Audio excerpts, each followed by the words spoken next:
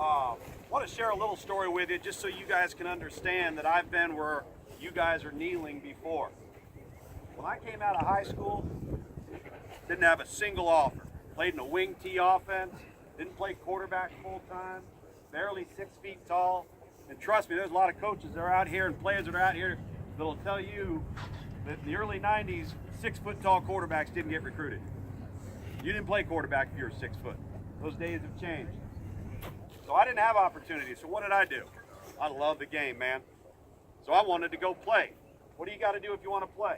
You got to prove yourself, right? So I go out and I decide to enroll in junior college. Sign up at junior college. I'm an academic qualifier out of high school, no academic concerns. 2 years later, I leave junior college and I've broken every single passing record that was ever set nationally, ever. Some of them lasted for 10, 15 years. Next thing you know, I got 30 offers. Went on the next year, I was the ACC Rookie of the Year at Georgia Tech.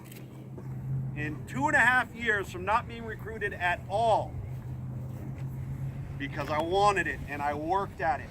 And here's the most important message I can tell you guys. Sometimes taking a different route to get to where you want to get is what you have to do. Have pride in yourselves, but don't let pride get in the way. If an opportunity presents itself, grab it, run with it, and make your own future. I ended up graduating in 4 years exactly, never redshirted. 4 years exactly, was a 4-year starter, earned an undergraduate degree, played for 2 years in the Arena Football League. I knew I wasn't going to be a great professional football player. Hell, it's a 6 foot quarterback. But I played for 2 years to do one thing. I wanted to pay for grad school because I wanted to coach. And I knew that in the coaching profession, and a lot of the coaches that are out here today know that if you want to get into that profession, you can't coach unless you have a master's degree because you got to teach classes.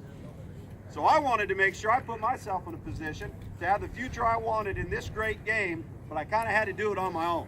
Had a lot of people help me, but it was my decision to say I'm going to be willing to do this, and that guy's not going to be willing to do that. But sometimes that's the path you got to take, and you know what? There's nothing wrong with that. There's a level of football for everybody. You guys know how many high schools play football in this country? Give me a random guess. 15,400 high schools in the United States play organized football. 15,400. 1.1 million high school players in the United States. 1.1 million. 777 colleges. NAIA, Division II, Division III, FCS, FBS, play organized football at the major college level. All right?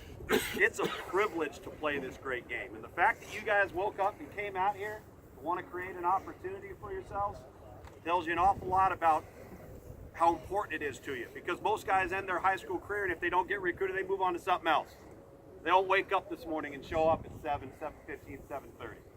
So I commend you on that. And when you go in and you visit with these coaches, it's no different than I taught my son when he was 3 years old. The number one thing I taught him, I didn't care what he did. When you meet an adult, you meet somebody, you shake their hand and you break it off their wrist. And then you look him in the eye. And now my son is 12 years old and he could break any one of your hands. Because it's important, listen up, it's important to have a handshake and look people in the eye because you are being evaluated as a person. You might have an athletic trait, you might have a talent or a skill, but they're going to want people to represent the university, not just the football team. Carry yourself that way. Have pride in yourself. Look people in the eye. Shake their hand. Don't mumble. Don't look at the ground. Be a guy that people want to be a part of, want to be around. Just remember those things, that taking a different path, there's nothing wrong with that. One of the most joyful times of my college career was knowing that I went out and I earned it. Not recruited, and 2 years later I was the ACC Rookie of the Year. It can happen to any one of you guys if you're willing to love it. Like Coach Carr said, love the game. All right, it's a harsh game. You got to embrace the hard. Hard's what makes it great, right? If it was easy, what's the old saying? Anybody would do it? Well, then why isn't there 700 people out here? It's only you guys.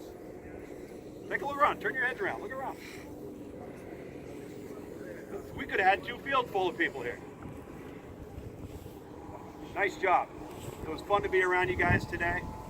And treat these coaches with respect. They're here to examine and evaluate you as people and football players. It was a pleasure to be out here. I wish the best of luck to all of you guys. I hope the opportunities come along for you, and then hopefully we can come out and keep doing this, Charles, each and every year and get a new group. And then all of a sudden some of you guys look back and say, you know what, because of that event, I got to play college football. I got to get a degree. Right? Nice job.